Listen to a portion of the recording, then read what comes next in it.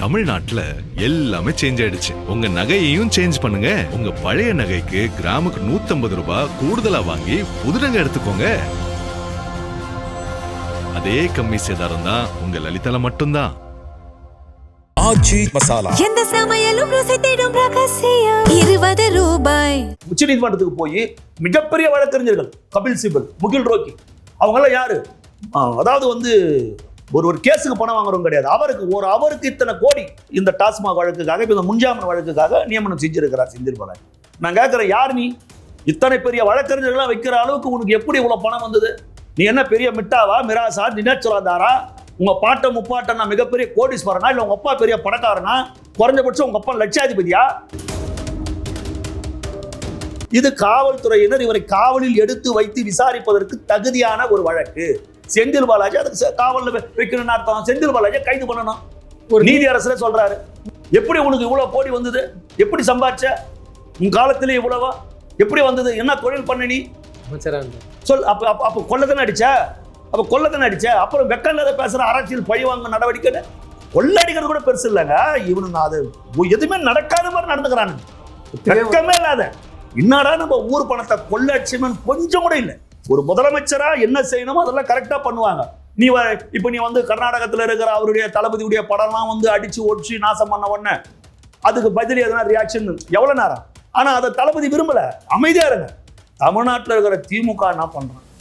நீயும் தளபதி மேலேயே சொல்றிய. நீ திமுக கர்நாடக முதலமைச்சருக்கு எதிராக தானே இருக்கணும். நீ தமிழ்நாட்டு முதலமைச்சருக்கு எதிராக அரசியல் பண்ற. மீத்தேனுக்கு நீ கையெழுத்து போட்டியா இல்லையா? நான் ஸ்டாலின் கேட்கிறேன். நான் தெரியாமல் கையெழுத்து போட்டு விட்டேன்னு நீ சொன்னது உண்மையா இல்லையா? எங்களெல்லாம் பார்த்தா காதல பூ சுத்தினுக்கிற மாதிரி தெரியுதா? எங்களுக்கெல்லாம் அரசியல் எதுவும் தெரியாத நினைச்சுக்கிறீங்களா? நீங்கெல்லாம் ஆட்சி நடத்தல் லட்சணம். நமக்கான உரிமை வரலையே.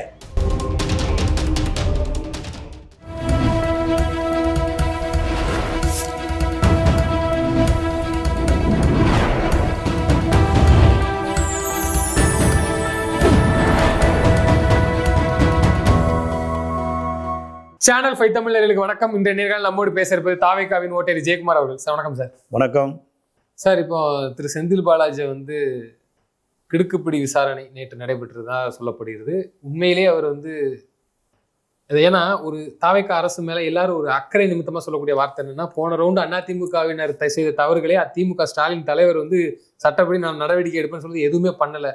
எல்லாரும் ஒரு அக்கறை நிமித்தமா என்ன சொல்றாங்கன்னா, விஜய் அவர்கள் விட்டுறக்கூடாது, முதல்வர் விஜய் அவர்களை பாவமோ இறக்கமோ ஏதோ இந்த கருணை காமிச்சக்கூடாது, தப்பு செய்தவர்களை கண்டிப்பா ஒரு நடவடிக்கை எந்த மாதிரி கொண்டு போறாங்கிறத எதிர்பார்த்து பார்த்துட்டு இருக்காங்க. என்ன சார், இந்த முறை கண்டிப்பா அவர் மேல இருக்க குற்றச்சாட்டு நிரூபிக்கப்பட்டு சிறைக்கு செல்வாரா? தளபதி சட்டமன்றத்தில் சொன்னதுதான், நான் தொடமாட்டேன், தொட்டால் விடமாட்டேன், தொட்டவர்களையும் விடமாட்டேன். சரிங்களா? அதில் ரொம்ப தெளிவாக இருப்பார். ஒரு தவறு செய்தால் அதை தெரிந்து செய்தால் அவன் தேவன் என்றாலும் விடமாட்டேன். இதில் தளபதி கரெக்டாக இருப்பார். சரி, தப்பு பண்ணவன் யாராக இருந்தாலும் சரி, அவர்கள் மீது உரிய நடவடிக்கை எடுக்கப்படும். சட்டம் தன் கடமையை செய்யும். உப்பு துண்ணவ தண்ணி குடிக்கணும். தப்பு செய்தவ தண்டனையை அனுபவிச்சே தீரணும். அதில் சமரசத்துக்கு இடம் கிடையாது. No compromise. அதில் ரொம்ப தெளிவாக இருக்கும் தமிழக வெற்றி கழகத்துடைய கவர்மெண்ட். சரிங்களா? இப்போ செந்தில் பாலாஜி ஏற்கனவே அவர் மேலே பல வழக்குகள் இருக்குது. சிறையில் பல காலங்கள் சிறையில் இருந்தவர், ஒரு சிறை பறவை. இப்போ ஜாமீனில் வந்திருக்கிறார். எதுக்காக அவர் சிறைக்கு போனார்? இதுக்கு முன்னாடி கடந்த காலங்களில் ஏன் சிறைக்கு போனார்னா, நிறைய ஊழல் செஞ்சிருக்கிறாரு. ஆனால் ஆதாரப்பூர்வமாக ஒரு ஊழல் என்னன்னா, போக்குவரத்து துறையில் கண்டக்டர்கள் டிரைவர்கள் வேலை வாங்கி கொடுக்குறதா சொல்லி அவங்களுக்கு வேலை வாங்கி கொடுக்காத அந்த பணத்தெல்லாம் வாங்கி ஏமாத்திட்டாரு அப்படின்னு அவங்கெல்லாம் புகார் கொடுத்தாங்க. அந்த வழக்கு இருந்தது. அந்த வழக்கை போட்டதே திமுக கவர்மெண்ட் தான். அதுக்கு பிறகு அவர் சிறைக்கு போனார். சிறைக்கு போனதுக்கு அப்புறம் அவர் திமுகவில் சேர்ந்துட்டாரு. அதுக்கப்புறம் அவங்களுக்குள்ள ஒன்னோட ஒன்று ஆச்சு. மீண்டும் சிறைக்கு போனார். அதெல்லாம் விடுங்க, பழைய கதை. மீண்டும் 10 ரூபாய் பாட்டிலுக்கு 10 ரூபாய் வாங்கினாரு. அது ஒரு பஞ்சாயத்து ஓடி இருந்தது. அதுக்கப்புறம் தமிழக வெற்றி கழகத்துடைய ஆட்சியை கவுக்கிறதுக்கு ஒரு மிகப்பெரிய சதி திட்டம், சதி வலை பின்னப்பட்டது. தாவேகா எம்எல்ஏக்கள் இடத்துல பேரம் பேசப்பட்டது. 25 கோடி கொடுக்குறேன், 35 கோடி கொடுக்குறேன். அது ஆதாரப்பூர்வமாக அது வெளியே வரும்போது இந்த பேரத்திற்கு பின்னணியில் செந்தில் பாலாஜியும் அவருடைய தம்பியும் தான் இருக்கிறாங்க அப்படின்னு ஒரு நடவடிக்கை எடுக்கிறதுக்கு கிட்ட போகும்போது அவர் முன்ஜாமீன் வாங்கிட்டார். முன்ஜாமீன் வாங்கிட்டு திருவல்லிக்கேணி காவல் நிலையத்தில் அவர் கையெழுத்து போட்டுன்னு இருக்கிறார். இந்த இடையில டாஸ்மாக்ல ரெய்டு நடக்குது. அவருடைய செந்தில் பாலாஜி வீடு, அவருடைய அலுவலகம், அத்தனை இடத்துல ரெய்டு நடக்குது. நம்மளாம் பார்த்துருப்போம் இல்லையா? முக்கியமான தஸ்தாவேஜுகள், முக்கியமான ஆதாரங்கள் எல்லாம் கைப்பற்றப்பட்டது. இந்த டாஸ்மாக்ல டெண்டர் விட்டதுல ஒரு முறைகேடு, பார் விட்டதுல ஒரு முறைகேடு, பாட்டிலுக்கு 10 ரூபாய் வாங்கினதுல ஒரு முறைகேடு, தனக்கு வேண்டப்பட்ட ஆலைகள் இருந்து மதுவை இறக்குமதி பண்ணதுல ஒரு முறைகேடு, டூப்ளிகேட் சரக்குகளை விற்பனை செஞ்சதுல ஒரு முறைகேடு, பாரே இந்த இடத்துல இல்ல அப்படின்னு சொல்லி பாரை நடத்தி இருக்கிறாங்க, இது ஒரு முறைகேடு. இந்த இடத்துல இருக்கிற கடையெல்லாம் நாங்க எடுத்துட்டோம்னு சொல்லி அரசாங்க கணக்கிலே வராத, அரசாங்கத்தின் கஜானாவுக்கு அந்த பணம் போவாத பல கடைகள், இந்த கரூர் கேங், கரூர் கும்பல் சொல்லுவாங்க, அந்த கரூர் கூட்டத்தால பல கடைகள் நடத்தப்பட்டிருக்குது. அரசாங்க கெஜெட்லேயே கிடையாது, அவங்களுடைய இதுலயே கிடையாது, ஆனா கடைகள் நடந்திருக்குது. இந்த எம்எல்ஏ பேரம் அவர் தம்பியும் மெயின் ஆக்டிஸ்ட் சொல்றாங்க இல்ல, அதெல்லாம் சொல்லிட்டேன், செந்தில் பாலாஜி தம்பின்னு. சரிங்களா? அது அதுல இதுல இப்போ இவ்வளவு தூரம் இவ்வளவு ரெய்டு பண்ணிருக்கிறாங்க, இவ்வளவு பொருள், இவ்வளவு தஸ்தாவேஜுகள் கிடைச்சிருக்குது, இத்தனை தவறுகளை செஞ்சிருக்கிறாங்க. இதுலயும் அவர் முன்ஜாமீனுக்கு போய் உயர்நீதி போயிருக்கிறாரு. மாண்புமிகு நீதியரசர் இளந்திரன் அவர்கள், சென்னை உயர்நீதிமன்றத்தில் இளந்திரன் அவர்கள், இந்த வழக்குக்கு செந்தில் பாலாஜியும் குற்றச்சாட்டப்பட்டவர்கள் மீதும் தவறு இருப்பது தெரிகிறது, இதுக்கு முகாந்திரம் இருக்குது, இதுக்கு முன்ஜாமீன் கொடுக்க முடியாது, இது காவல்துறையினர் இவரை காவலில் எடுத்து வைத்து விசாரிப்பதற்கு தகுதியான ஒரு வழக்கு, செந்தில் பாலாஜி அதுக்கு காவலில் வைக்கணும்னு அர்த்தம், செந்தில் பாலாஜியை கைது பண்ணணும் ஒரு நீதியரசரே சொல்றாரு. இன்னொரு நீதிபதி விலகினார் தெரியுமா? இப்ப இடையிலன்னா நேத்து நான் செந்தில் பாலாஜி வழக்குல இருந்து நான் வாபஸ். ஆமாங்க, இவர் இதுவே வேலையா இருப்பாரு. அப்புறம் உச்சநீதிமன்றம் போயிருக்கிறாரு இல்லையா? இப்போ உயர்நீதி அவர் அந்த நீதிபதி ஏன் விலகினாரு? அது அவரதான் கேட்கணும்.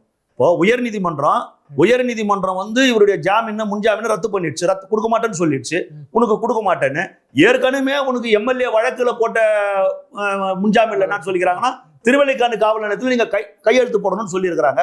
இப்போ நீங்க திருப்பலிக்கேணி போலீஸ் ஸ்டேஷன்ல கையெழுத்து போட நேற்று போல, இதுக்கப்புறம் ஏன் போலன்றது அந்த போலீஸ் அது கேட்க போறாங்க, பேச போறாங்க. இதுக்கிடையில உச்சநீதிமன்றத்துக்கு போயிருக்கிறார். உச்சநீதிமன்றத்துக்கு போய் மிகப்பெரிய வழக்கறிஞர்கள் கபில் சிபல், முகில் ரோக்கி, அவங்க எல்லாம் யாரு? அதாவது ஒரு கேஸுக்கு பணம் வாங்குறவங்க கிடையாது. அவருக்கு இத்தனை கோடி, இத்தனை கோடி, அந்த அளவுக்கு கோடி கணக்கில் சம்பளம் வாங்குகிற முகில் ரோக்கி, கபில் சிபல் போன்ற மிகப்பெரிய வழக்கறிஞர்கள்லாம் இவரு இந்த டாஸ்மாக் வழக்குக்காக, இந்த முன்ஜாமீன் வழக்குக்காக நியமனம் செஞ்சிருக்கிறார் செந்தில் பாலாஜி. நான் கேட்கிறேன், யார் நீ? இத்தனை பெரிய வழக்கறிஞர்கள்லாம் வைக்கிற அளவுக்கு உனக்கு எப்படி இவ்வளவு பணம் வந்தது? நீ என்ன பெரிய மிட்டாவா, மிராசா, தினச்சுராதாரா? உங்க பாட்ட முப்பாட்டனா மிகப்பெரிய கோடீஸ்வரனா, இல்ல உங்க அப்பா பெரிய பணக்காரனா? குறைஞ்சபட்சம் உங்க அப்பா லட்சாதிபதியா? ஒரு ஊராட்சி பள்ளியில, கிராம பள்ளியில படிச்சவன், எப்படி உனக்கு இவ்வளவு கோடி வந்தது? எப்படி சம்பாதிச்ச? உன் காலத்திலே இவ்வளவா? எப்படி வந்தது? என்ன தொழில் பண்ண நீ? அமைச்சரா இருந்தாரு சொல். அப்ப கொள்ளதானே அடிச்ச? அப்புறம் வெக்கம் இல்லாத பேசுற அரசியல் பழிவாங்க நடவடிக்கை. இது என்ன பேச்சு? எப்ப பார்த்தாலும் கொள்ளையடிக்கிறது, ஊழல் செய்யறது, ஊர் பணத்தை எடுத்து வீட்டு உலையில போட்டுக்கிறது, அரசியல் பழிவாங்க நடவடிக்கை. இது வெக்கமா இல்ல? நான் ஓடி ஒளியில இருக்கிற நான் தெளிவா கேட்கிறேன். உங்க அப்பங்காலத்திலே ஒண்ணும் கிடையாது. குறைஞ்சபட்சம் 25 வருஷத்துல நீ எப்படி இவ்வளவு பெரிய ஆளா வந்த? நீ செய்த தொழில் என்ன? அந்த தொழிலுக்கான முதலீடு உனக்கு எங்க இருந்து வந்தது? ஒரு தொழில் செய்தனா அந்த தொழிலுக்கான முதலீடு உனக்கு எங்க இருந்து வந்தது? அந்த முதலீட்டை உனக்கு கொடுத்தவர்கள் யார்? பதில் சொல்லு பார்க்கலாம். இப்ப எங்க கட்சி தலைவர் இருக்கிறாரு, தளபதி இருக்கிறாரு, மிகப்பெரிய ஆளா இருக்கிறாரு, உச்ச நட்சத்திரமா இருக்கிறாரு, ஒரு படத்துக்கு பல கோடி ரூபாய் வாங்கினாரு, சம்பாதிச்சார். நீ என்ன செஞ்ச? அப்படி ஒரு தொழில் செஞ்சன்னா அந்த தொழிலுக்கான முதலீடு உனக்கு எங்க இருந்து வந்தது? எந்த முதலீடு வச்சு அந்த முதலீடு உனக்கு கொடுத்தது யார்? எப்படி இவ்வளவு பெரிய உச்ச நீதிமன்றத்துக்கு இவ்வளவு பெரிய வழக்கறிஞர்கள்லாம் அனாவசியமா நீங்க நியமனம் பண்றீங்க? எப்படி இதெல்லாம் சாத்தியமாகுது? இதெல்லாம் மக்கள் பார்த்துக்கிட்டு தானே இருக்கிறாங்க. மக்கள் பார்க்காம இருக்கிறாங்களா? நான் கேட்கிறேன், டாஸ்மாக்ல பாட்டிலுக்கு 10 ரூபாய் நீ வாங்கினது உண்மையா இல்லையா? குறிப்பிட்ட சரக்கு தான் டாஸ்மாக்ல வித்தது உண்மையா இல்லையா? இந்த முறைகேடுகள்லாம் எப்படி நடந்தது? யார் இதெல்லாம் செஞ்சது? நீ தானே செஞ்ச. நீ போக்குவரத்துல கண்டக்டருக்கும் டிரைவருக்கும் வேலை வாங்கி கொடுக்கணும் பணம் வாங்குறது உண்மையா இல்லையா? அது அவரே ஒத்துக்கிட்டாரு. நீயே ஒத்துக்கணும்ல? ஆமா, நான் வாங்கின பணத்தை திருப்பி கொடுத்துட்டேன், பணம் வாங்கினது உண்மை, ஆனா நான் திருப்பி கொடுத்துட்டேன் அப்படின்னு சொல்லி, இதை விட ஒரு மானம் கட்டதனம், ஒரு வெக்கம் கட்டதனம் இந்த ஆட்சியில வேற என்ன இருக்கும்? திமுக ஆட்சியில கேட்கறாங்க, தமிழ்நாட்டில் எவ்வளவு பேர் அசிங்கம் இது, இவங்க ஆட்சிக்கு எவ்வளவு கேடு அது. அதனாலதான் நம்ம மக்களை இவ்வளவு தூக்கி அடிச்சிருக்கிறாங்க. யாரா இருந்தாலும் செய்யுங்க, தவறு செஞ்சவன் தண்டனை தப்பவும் முடியாது. இப்ப திமுக தொடர்ச்சியா பார்த்துங்க, ஏவாவேல எடுத்துங்க. ஏவாவேல என்ன பண்ணிருக்கிறார்? போடாத ரோட்டுக்கு பில் பாஸ் பண்ணிக்கிறார். திருவண்ணாமலையில மட்டும் தான் மலையை காணும். ஏவாவேலுக்கிட்ட தான் இருக்கு. திருவண்ணாமலையில மட்டும் தான் தவிர மலையை காணும். அண்ணா மட்டும் தாங்கிறாரு. அண்ணாமலையில் அண்ணா மட்டும் தாங்கிறாரு. மலையை காணும், மலையை நவட்டிட்டாங்க. அந்த அளவுக்கு பல ஆயிரம் கோடி கொள்ளடிச்சிட்டான். சாதாரணமான ஒரு சாதாரணமான குடும்பத்தை சார்ந்த ஏவாவலுக்கு எத்தனை கல்லூரிகள், எத்தனை மருத்துவமனைகள், எத்தனை ஏக்கர் எப்படி வந்ததுடா அவங்க கிட்ட இந்த பணம்? எங்களுக்கு ஒண்ணுமே புரியலையே. கொள்ளடிக்கிறது கூட பெருசு இல்லைங்க, இவனுங்க அது எதுவுமே நடக்காத மாதிரி நடந்துக்கிறானுங்க. வெக்கமே இல்லாத கூச்சமே இல்லாத என்னடா நம்ம ஊர் பணத்தை கொள்ளடிச்சமே கொஞ்சம் கூட இல்லை. யாருக்குமே கூச்சம் கிடையாது. இதை மக்கள்லாம் இதை அனுமதிக்க கூடாதுங்க. இதெல்லாம் ஒரு முடிவு வரணும். இந்த ஊழலுக்கு எதிராக, லஞ்சத்துக்கு எதிராக மிகப்பெரிய புரட்சி வெடிக்கணும். உண்மையிலே வெடிக்கணும். கஷ்டப்படுறவன் கஷ்டப்பட்டுக்கினே இருக்கிறான். பாவம் MBA படிக்கிறான், MCA படிக்கிறான், BBAன்றான். 20,000 30,000 சம்பளம் வாங்க முடியல. காலம்பூரா வீட்டு வாடகை கட்ட முடியல, கரண்ட் பில் கட்ட முடியல, மருத்துவ செலவை பார்க்க முடியல, ஒரு பண்டிகைக்கு துணி எடுக்க முடியல, குழந்தை குட்டிங்களுக்கு துணி வாங்கி கொடுக்க முடியல, மனைவிக்கு ஒரு அழகான புடவை வாங்கி கொடுக்க முடியல, ஒரு அரச ஒரு கம்பல் வாங்கி கொடுக்க முடியல, ஒரு நகை வாங்கி கொடுக்க முடியல, ஒரு நிகழ்ச்சிக்கு ஒரு மொய்ய எழுத முடியல. ஒவ்வொரு நாளும் செத்து செத்து செத்து பிழைக்கிறான். இவங்கெல்லாம் எப்படிங்க இவ்வளவு பெரிய வாழ்க்கை வாழறாங்க? இதுக்கெல்லாம் ஒரு முடிவு தளபதி எழுதுவார். எல்லாத்துக்கும் ஒரு முடிவு வரும். புரியுதுங்களா? நீங்க அப்படியே பேசிக்கினே போய்கினே இருக்கலாம். ஏவாவேல பேசலாம், நீங்க சிவசங்கரை பேசலாம், டிஆர்பி ராஜா டிஆர் பாலுவை பேசலாம், ஏன் நேருவை பேசலாம். உள்ளாட்சி துறையில் 1000 கோடிக்கு மேல அமலாக்கத்துறை ரெய்டெல்லாம் வந்தது, அவரை பேசலாம். நீ பேசிக்கின்னு போய்கினே இருக்கலாம். அத்தனை 1000 கோடி கொள்ளையடிக்கப்பட்டது. சரி, இப்போ தனியார் மயமாக்குதல் சொல்லி ஒரு தகவலும் வந்துட்டு இருக்கு. டாஸ்மாகை வந்து தனியார் மயமாக்குதல், அது உண்மையா? சாத்தியப்படுமா? இல்லை அது நல்லதா? என்ன கேட்டா தனியார் மயம்னா நல்லதுதான். அதுல என்ன தப்பு? குறிப்பிட்ட கடைகள் ஆகிறதா பேச்சு வெளியில எனக்கு உண்மை தெரியாது. இருந்தாலும் செஞ்சா நல்லது தானே. இந்த 10 ரூபாய் வாங்குற கதெல்லாம் போயிடல. இது ஒரு பெரிய தலைவலியா இருக்குதுல்ல. ஆனா இதுக்கு அன்புமணி ராமதாஸ் அவர்கள் என்ன சொல்றாருன்னா, இது வந்து மிகப்பெரிய ஒரு ஆபத்தான நிலையில போய் நிற்கும். அரசு நடத்துறதை விட நீங்க எல்லை மீறி அரசு நடத்த வேண்டிய கல்வி நிறுவனங்களை தனியார் நடத்தினுக்கிறான். தனியார் நடத்த வேண்டிய ஒயின் ஷாப்புகளை அரசு நடத்துறாங்க. மிகப்பெரிய பேச்சா இருந்தது இதுக்கு முன்ன.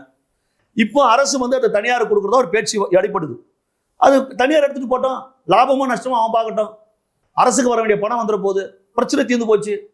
அரசுக்கு வந்தக்கூடிய பணம்னா மேனுஃபேக்சரிங் ஏலம் விட போறாங்க, எல்லாமே கரெக்டா வரப்போகுது. எல்லாமே அதெல்லாம் ஒரு தவறு நடக்காது. எல்லாமே கரெக்டா. கடைகள்லாம் ஏலம் விட போறாங்க, அந்த ஏலத்தை கரெக்டா விதிமுறையோட விட போறாங்க. எல்லாம் வர வேண்டிய வியாபாரம் நடக்க போகுது, அரசாங்கத்துக்கு வர வேண்டிய பணம் வரப்போகுது. அதுல என்ன நடக்க போகுது?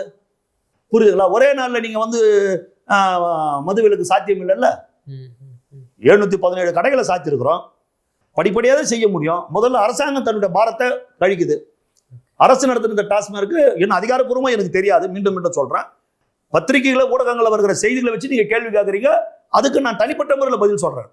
வந்தாலும் தவறு இல்லை. ஆமா, வந்தாலும் தவறு இல்லைன்றது தனிப்பட்ட ஜெயக்குமார் ஆகிய என்னுடைய கருத்து. தமிழக வெற்றி கழகத்தை அப்படி பேசல. நான் என்னுடைய தனிப்பட்ட கருத்தை சொல்றேன். வந்தா தவறு இல்லையே. என்ன தப்பு? தனியார் கிட்ட போனா என்ன தப்பு? அது தவறு இல்லை, தாராளமா போட்டோம். காவேரி விவகாரத்துல வந்து திரு விஜய் அவர்கள் வந்து மௌனம் காத்துட்டே இருக்கிறாரு. திரு ஸ்டாலின் அவர்கள் விவசாயிகள்லாம் போராட்டம் பண்ணுவாங்க. திமுகவே போராட்டம் பண்ணும்போது கர்நாடகாவில் வந்து விஜய் அவர்களின் புகைப்படங்கள்லாம் கிளிக்கப்படுது. எப்படி பார்க்குறீங்க? அவரும் கர்நாடகத்துக்கு போறாருன்னு சொல்றாங்க திரு விஜய் அவர்களும். தலைவர் வந்து முதலமைச்சராக பொறுப்பேற்ற உடனே இப்போ பிரதமரை பார்க்கும்போதே காவிரி இஷ்யூ பற்றி தெளிவாக பேசிட்டு வந்துட்டார். மேலும் சட்டமன்றத்திலேயே சர்வ கட்சிகளையும் வச்சுக்கின்னு, சட்டமன்றத்தில் உள்ள கட்சிகளை வச்சுக்கின்னு ஒரு ஒருமித்த குரல்ல ஒருமனதாக தீர்மானம் நிறைவேற்றி அதையும் பிரதமருக்கு அனுப்பி வச்சிருக்கிறார். நீர்வளத்துறை அமைச்சராக இருக்கிற அருமையான ஆனந்த் அவர்கள் பல முறை சட்டமன்றத்திலும் சொல்லியிருக்கிறாரு, மக்கள் மன்றத்திலும் சொல்லியிருக்கிறாரு, பத்திரிகையாளர்களும் சொல்லியிருக்கிறாரு.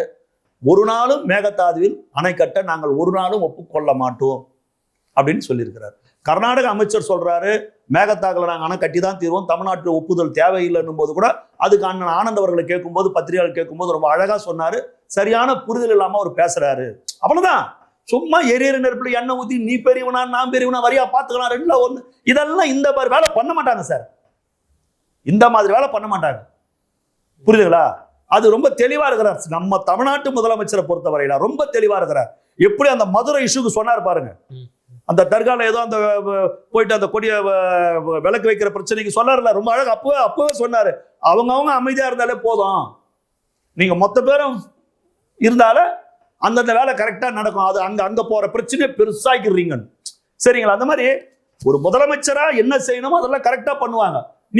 இப்ப நீ வந்து கர்நாடகத்துல இருக்கிற அவருடைய தளபதியுடைய படம்லாம் வந்து அடிச்சு ஒடிச்சு நாசம் பண்ண உடனே அதுக்கு பதில் எதனா ரியாக்ஷன் எவ்வளவு நேரம்? ஆனா அதை தளபதி விரும்பல. அமைதியா இருங்க, இது 2 கவர்மெண்ட் சம்பந்தப்பட்ட பிரச்சனை, அமைதியா இருங்க. இதுல சும்மா எல்லாத்துக்கும் நம்ம பேசுறதுக்கு ஒண்ணும் கிடையாது. பொறுமையா இருங்க. இப்போ ஆணையம் சொல்லி இருக்குது, நமக்கு இப்போதைக்கு இடைக்காலமா 3-4 டிஎம்சி தண்ணி கொடுக்க சொல்லி இருக்கிறாங்க. அது வரப்போகுது, சரிங்களா? அப்படி வரலன்னா நம்ம அதுக்கான நடவடிக்கைகள்னாவோ அதை பார்க்க போறோம். ஆனா இதுல ஒண்ணு நல்லா பாருங்க, கர்நாடகத்துல தளபதி நடிச்ச ஜனநாயகன் படம் போஸ்டர்லாம் கிழிக்கிறான், அவருடைய பேனர்லாம் கிழிக்கிறான், எல்லாம் நாசம் பண்றான். ஏன்னா தமிழ்நாட்டுக்கு தண்ணி வேணும், மேகதாதுவில் அணை கட்டக்கூடாது, மேகதாதுவில் அணை கட்ட ஒரு நாளும் விஜய் ஒப்புக்கொள்ள மாட்டாருன்னு கர்நாடகக்காரன் முடிவு பண்றான். அவன் அவருடைய படத்தை கொளுத்துறான், அடிக்கிறான், ஒடிக்கிறான். நியாயம். தமிழ்நாட்டில் இருக்கிற திமுக என்ன பண்றான்? நீயும் தளபதி மேலேயே சொல்றிய, அவனுக்கு இருக்கிற உணர்வு பாருங்க. கர்நாடகத்தில் இருக்கிறவன் அரசியல் பண்ணல, அவன் அரசியல் செய்யல, அவன் அந்த முதலமைச்சருக்கு எதிராக இல்லை, அவன் தமிழ்நாட்டு முதலமைச்சருக்கு எதிராக இருக்கிறான். நீ திமுக கர்நாடக முதலமைச்சருக்கு எதிராக தானே இருக்கணும், நீ தமிழ்நாட்டு முதலமைச்சருக்கு எதிராக அரசியல் பண்ற. புரியுதுங்களா? விவசாயிகளை வஞ்சிக்கிறார் விஜய். இதை கண்டித்து தஞ்சையில 3ஆம் தேதி என்னுடைய மகன் தலைமையில மிகப்பெரிய போராட்டம் நடக்கும். 3ஆம் தேதி தான் இவர் அங்க போறதா சொல்லி இருக்கிறாங்க. கர்நாடக முதல்வர் அன்னைக்கு இங்க நாங்க தஞ்சாவூர் விவசாயிகளை வஞ்சிக்கிறார்னா, உங்களை விட விவசாயிகளை வஞ்சித்தவங்க யாருன்னா இருக்கிறாங்களா? நான் கேட்கிறேன். மீத்தேனுக்கு நீ கையெழுத்து போட்டியா இல்லையா? நான் ஸ்டாலின் கேட்கிறேன். மீத்தேனுக்கு தஞ்சை பூமியை பாலைவனமாக்குகிற, வெட்டி வெட்டி கிடங்காக மாற்றுகிற, தாயின் மார்பை பால் கொடுக்கும் மார்பை அறுத்தறிகிற செயலாக மீத்தேனுக்கு நீ கையெழுத்து போட்டது உண்மையா இல்லையா? நான் தெரியாமல் கையெழுத்து போட்டு விட்டேன்னு நீ சொன்னது உண்மையா இல்லையா? எங்களெல்லாம் பார்த்தா காதல பூ சுத்தினுக்கிற மாதிரி தெரியுதா? எங்களுக்கெல்லாம் அரசியல் எதுவும் தெரியாது நினைச்சுக்கிறீங்களா? நீ ஏன் மீத்தேனுக்கு கையெழுத்து போடுவ, அப்புறம் நான் தெரியாம போட்டுட்டேன் நீயே சொல்லுவ? இதெல்லாம் நடந்ததா இல்லையா? கரண்ட் பில்லு 10 பைசா கம்மி பண்ண சொன்னான் விவசாயி, 10 பைசா. அப்படி விவசாயிகள் நடத்திய போராட்ட கலைஞர் முதலமைச்சராக இருக்கிற பொழுது மிகப்பெரிய துப்பாக்கி சூடு நடத்தப்பட்டு 5-6 விவசாயிகளை சுட்டுக் கொண்டாங்களா? அதெல்லாம் ஞாபகம் இருக்கா இல்லையா உங்களுக்கு? சொல்லுங்க. இன்னும் விவசாயிகளை வஞ்சிக்குகிற அரசு எனக்கு ஒன்றும் புரியலையே. இந்த காவிரி இஷ்யூ பிரச்சனைக்கு யார் காரணம்? இந்த காவிரி இஷ்யூ பிரச்சனை வருவதற்கு காரணமே கலைஞர் கருணாநிதி தான். 24 போடப்பட்ட காவிரி நீர் ஒப்பந்தம் சென்னை மாகாணத்துக்கும் மைசூர் மாகாணத்துக்கும் 1974 புதுப்பித்திருக்க வேண்டும். 50 ஆண்டுகள் கழித்து 1924 போடப்பட்ட ஒப்பந்தம் 74 புதுப்பிக்கணும். 24 வெள்ளக்காரன் பீரியட்ல போடுற ஒப்பந்தம் அதை 74 புதுப்பிக்கணும். அந்த 74 புதுப்பிக்காமல் துரோகம் செய்தது கருணாநிதி, அன்னைக்கு தமிழ்நாட்டுடைய முதலமைச்சர். நீங்க என்ன சொன்னீங்க? இந்திரா காந்தி வந்து பேச்சுவார்த்தை தீர்த்துக்கலாம், அதனால வழக்கை வாபஸ் வாங்குங்கன்னு சொன்னாங்க, அதனால நாங்க காவிரி வழக்கெல்லாம் வாபஸ் வாங்கணும், இதை புதுப்பிக்காத விட்டுட்டோம் சொன்னியா இல்லையா? சட்டசபையில ஏமாவதி அணை, காவிரியின் குறுக்கே ஏமாவதி அணை கட்டுவதில் தமிழ்நாட்டுக்கு ஆட்சேபனை இல்லைன்னு கருணாநிதி சட்டசபையில சொன்னாரா இல்லையா? சொன்னாரா இல்லையா? இதுவரையில கர்நாடகாவில் காவிரி ஆற்றின் குறுக்கே ஒரே ஒரு அணை தான் இருந்தது. கருணாநிதி முதலமைச்சராக வருவதற்கு முன்னால் KRS கிருஷ்ணராஜ சாகர் அணை ஒப்பந்தம் போட்டு கட்டணும். உனக்கு KRS அணை, அதாவது கிருஷ்ணராஜ சாகர் அணை, எங்களுக்கு மேட்டூர் அணை அப்படின்னு வெள்ளக்காரங்காலத்திலேயே ஒப்பந்தம் போட்டு நீ ஒரு அணை கட்டிக்கணும், நாங்க ஒரு அணை கட்டிக்கணும். இதுக்கு இடையில நாங்களும் கட்டல, நீயும் கட்டல. ஆனா கருணாநிதி முதலமைச்சராக வந்ததற்கு பிறகு கபினி, ஹேரங்கி, ஹேமாவதி இந்த 3 அணைகள் கட்டப்பட்டது. அதை கண்மூடிக்கொண்டு தன் மீது இருக்கிற சர்க்காரியா வழக்கில் இருந்து தப்பிப்பதற்காக தமிழ்நாட்டை காட்டி கொடுத்து துரோகம் செய்தவர் கலைஞர் கருணாநிதி என்பதை நான் பகிரங்கமா சொல்றேன். துரைமுருகன், முன்னாள் அமைச்சர் துரைமுருகன் அவர் சொல்றாரு, இந்த மாதிரி விஷயங்கள் காவேரி விவகாரத்துல வந்து முதல்வர் எடுக்கக்கூடிய விஷயத்துல நான் அந்த துறை அமைச்சராக இருக்கும்போது இதே தளபதியா இருந்திருந்தா என்ன நீ எல்லாம் செத்துரு அப்படின்ற அளவுக்கு வந்து காட்டமான வார்த்தை. அது முதல்ல கலைஞர் தான் அந்த வேலையை பண்ணிருக்கணும். நான் தெளிவா தானே கேட்கிறேன். 3 கேட்பாரு எங்க 3 அணை நான் தெளிவா சொல்றேன். 3 அணை எப்ப கட்டினாங்க? இப்போ ஒரு அணை அவனால கட்ட முடியாது, தண்ணி குடிக்கிறான மேகதாதுல. நீ கட்ட விட மாட்டேன்னு தளபதி சொல்றாரு, ஒரு நாளும் அனுமதிக்க முடியாதுன்னு சொல்றோமே. காவிரி எங்களின் உரிமை பிரச்சனை, காவிரி எங்களின் உயிர் பிரச்சனை. விவசாயிகளை ஒரு நாளும் நாங்கள் கைவிட மாட்டோம். தெல்ல தெளிவா தமிழக வெற்றி கழகத்துடைய ஆட்சி இன்னைக்கு நிக்குத. தொட்டுப்பார், நீ மேகத்தானில் அடி ஒரு கல்லை வச்சுப்பார், முடியுமா? சொல்லுங்க. ஆனா 3 அணையை கட்ட நீங்க எப்படி ஒத்துக்குனீங்க? யார் அந்த துரோகத்தை செஞ்சது சொல்லுங்க. இன்னும் இப்பதான் தண்ணி வராத மாதிரி பேசுறீங்க. 90 ஆண்டு கால காவிரி இந்த மேட்டூர் டேம் வரலாறு, 90 ஆண்டு கால வரலாறுல 30 முறை மட்டும்தான் ஜூன் 12ஆம் தேதி தண்ணீர் திறக்கப்பட்டது. 60 ஆண்டுகள் திறக்கப்படல தெரியுமா? கடந்த 5 ஆண்டுகள் நிலவரம் தெரியுமா? அக்டோபர் மாதம் கூட திறந்துக்கிறாங்க தெரியுமா? மழை பெய்தால் அந்த வருகிற வெள்ள நீரை வடிகாலாக மாற்றுகிற ஒரு மாநிலமாகத்தான் தமிழ்நாட்டை கடைமடை மாநிலத்தை அவன் வச்சுருக்கிறான். நீங்கெல்லாம் ஆட்சி நடத்துற லட்சணம். காவிரி ஆணையத்துக்கு ஒரு மிகப்பெரிய ஒரு அதிகாரம் இல்லாம இருக்குது. தண்ணி விடுன்னு சொல்லதான் முடியும், திறந்து விட முடியாது ஆணையத்துக்கு. இதுவே வாரியமா இருந்தா திறந்து விடும். ஆணையம் தான் அமைக்கப்பட்டிருக்கிறது, வாரியம் அமைக்கப்படல. வாரியம் அமைச்சிருந்தா அவன் யாரையும் கேட்க வேண்டியது இல்லை. ஆணையத்துப்படி தானே இப்ப அடுத்தும் தீர்ப்பு கொடுத்திருக்காங்க. தீர்ப்பு படி நீங்க கொடுங்க சொல்லியிருக்கிறாங்க, புரியுதா? ஆனா திறக்கிற அதிகாரம் வாரியத்துக்கு இருக்குது, வாரியம் அமைக்கல, ஆணையம் மட்டுமே அமைக்கப்பட்டிருக்குது. காவிரி நீங்கெல்லாம் வழக்கு நடத்தின லட்சணம், நீங்கெல்லாம் போராடின லட்சணம். இன்னமும் வெள்ளம் வந்தாதான் நமக்கு தண்ணி வருது. இல்ல இப்ப அந்த வாரியம் அமைக்கப்படுமா நம்ம அரசுல? ஏன்னா காங்கிரஸ் இப்பதானே 3 மாசம் கூட ஆகலையாங்க. கவர்மெண்ட் வந்து 3 மாசம் கூட ஆகலையாங்க. நான் தெளிவா தானே சொல்றேன். ஏன் நமக்கு கிடைக்க வேண்டிய தண்ணி நியாயமா வரமாட்டேங்குது? ஏன் வரல? மே மாசம் 10ஆம் தேதி சி ஜோசப் விஜய் என்னும் நான் பதவி ஏத்துக்கினார். அந்த மே மாசம் 10ஆம் தேதிக்கு அப்புறம் தான் இந்த பிரச்சனை கிளம்பிச்சா? சொல்லுங்க. தண்ணி இல்ல, திறந்து தளபதி பிறக்கிறதுக்கு முன்னாடி இந்த பிரச்சனை இருக்குது. ஆனா அந்த தலைவர் பிறப்பதற்கு முன்னால் இருந்து நீங்க எல்லாம் ஆட்சி நடத்தல் லட்சணம். நமக்கான உரிமை வரலையே, சொல்லுங்க. உரிமையா வரலையே. இவர் வந்து 3 மாசம் பேசிட்டு தான் இருக்காங்க, கேட்டுக்கிட்டு தானே இருக்கிறாங்க. அதுக்கான சட்ட நுணுக்கங்கள் அத்தனையும் செஞ்சுட்டு தானே இருக்கிறாங்க. நீங்க தண்ணி வரும்போது தண்ணி வந்துட்டு மழை வந்துட்டு அவன் திறந்து விடுறான், தண்ணி எங்க அணை ஒடிச்சிட்டு போதும்னு சொல்லிட்டு தண்ணி பார்த்துன்னு வருது, நீங்க யூஸ் இருக்கிறீங்களே தவிர தண்ணி இல்லாதப்போ, மழை இல்லாதப்போ நம்ம நிலைமை என்ன? மேகதாது எப்போ வரவேற்க எப்போ தாக்கல் பண்ணாங்க? இன்னைக்கு மேகதாது வரவேற்கு ரிட்டர்ன் பண்ணிடுச்சு மத்திய அரசு. கர்நாடகாவுக்கு திருப்பி அமைச்சிருச்சு, முடியாது. ஆணையெல்லாம் ஒத்துக்கல, நீ கிளம்பிடுச்சு. மிகப்பெரிய பின்னடைவை மேகதாது விஷயத்துல கர்நாடகா சந்திச்சிருக்குது. இப்போ நேற்று நடந்த செய்தியை சொல்றேன். மிகப்பெரிய ஒரு பின்னடைவு. இதை எவனா பேசுறாரு தமிழ்நாட்டுல? சொல்லுங்க.